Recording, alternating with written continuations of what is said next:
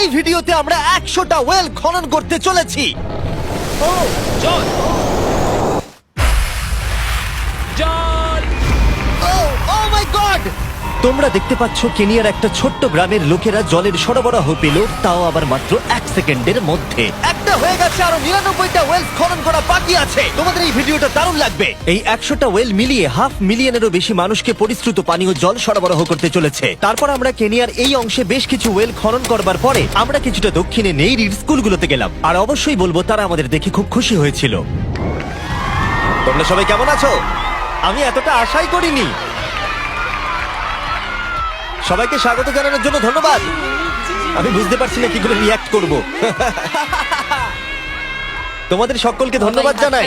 আমরা আসার জন্য এই গ্রামে একটা ওয়েলকাম সেরিমনি হয়ে গেল, আর নোলান তার মধ্যে অংশ নিয়ে নিল। তার মধ্যে নোলানকে দেখতে সব থেকে অকওয়ার্ড লাগছে, আর এগুলো দেখতে আমার খুবই ভালো লাগছে। আর যখন আমরা স্কুলগুলো ঘুরে দেখলাম, দেখো একজন গেস্ট এসেছে। কেমন আছো তোমরা? তোমাদের সব ঠিকঠাক চলছে তো? তোমরা সবাই ভালো থেকো। একজন টিচার আমাদের দেখালো কিভাবে সবাই জল আনে।